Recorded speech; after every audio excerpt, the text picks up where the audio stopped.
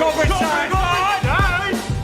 The greatest fights in the history of the National Hockey League. Are there any that stand out? Wow. And you know, you could throw out a Been a couple that long happened time. this year as well. Been a long time. Yeah. I'll give you my favorite Ranger Islander fight was there was a guy by the name of Ed Hospodar on the Rangers, and this is going back to was it 80 yet? Maybe 80, 81 around that time. And Eddie Hospodar was a tough guy, and he was the Rangers' tough guy. And Clark Gillies, Hall of Famer Clark Gillies, 4 cups again. Just one of the great tough guys in the National Hockey League, but was never an instigator. And Gillies, you'll hear that from other players, a well-respected guy because he wasn't a dirty player, he wasn't an instigator. But if he had to step up, he stepped up. And this instance, it was basically like a one-punch knockout that you would see in boxing. And Hospodar's face to this day is... Like Still this side of his face is over here, and that was an incredible. But there's been, you go back to the 70s. I'm an old guy. You're probably not as old. But going back to the 70s, they used to have full bench clearing brawls. So you can't do that anymore. That's We're the one. whole teams, Chris. We're fighting each Who other. breaks it That's up? what I'll say. I've seen a couple Not YouTube me. videos on Not Steve.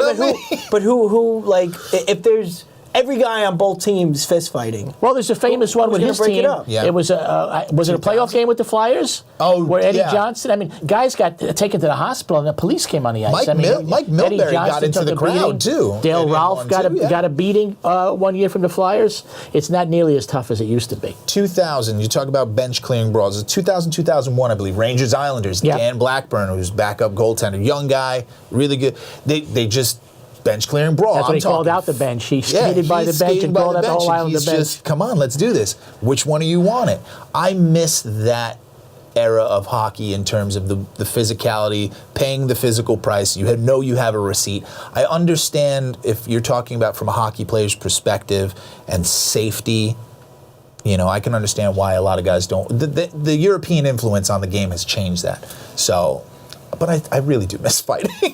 Yeah, Well, there were some great Islander Ranger fights back in the what day. did the rule used to be as opposed to what it is now as far as like what? Because sometimes I see the refs breaking it up and sometimes I don't. So is that just a referee preference or is it just? I would say it's is there an closer to actual rule? Referee preference in terms of Well, there are not some necessarily rule changes. There's a third man in rule now where you get thrown out of the game if there's an instigator rule where you get thrown out of the Before there's two guys that are game. about to throw fists, sometimes I see the ref step in the middle and say you can't, and sometimes they just let it go. Again, if the referee decides that these two guys need to blow off some steam, he'll let them go. If it's a mismatch, he might not let him go. If it's a tough guy and a guy that's not a fighter, he might not let him go. These are real things considered, You know? Oh, because yeah. I've never, given. Oh, sure. You got to when you're on the ice, you have to make that judgment call because I know officials get a lot of crap, but they are literally there to protect them in that instance.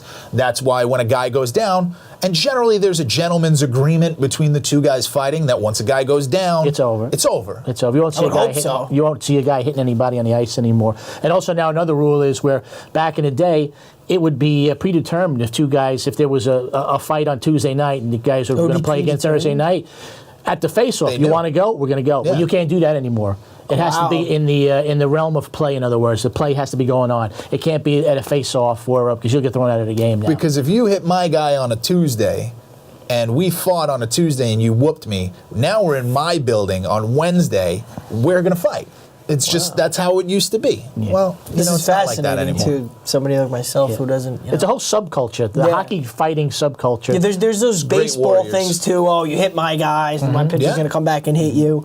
I guess it's in the similar kind of. Oh, you Matter of fouled fact, my team hard. We're going to foul you. One of the things that it bugs you too, being a hockey guy, a purist, is, but the game today is when a guy gets hit clean. I can't stand when a guy gets a clean check and a guy comes after him after a clean check to go after him. Yeah, to start because a they fight. think it's like. But back in the day, a clean check was a clean check. Yeah, I know. Yeah, It's like, keep your it's head part up, of the kid. game. Now a guy gets hit. Next thing you know, he's getting jumped by 3 guys. It's like, oh, wait, it was a clean hit. There was nothing wrong with that hit. I can see it was a dirty hit. That rubs me the wrong way. I see that all the time now. A clean hit and a guy getting beat up for a clean hit.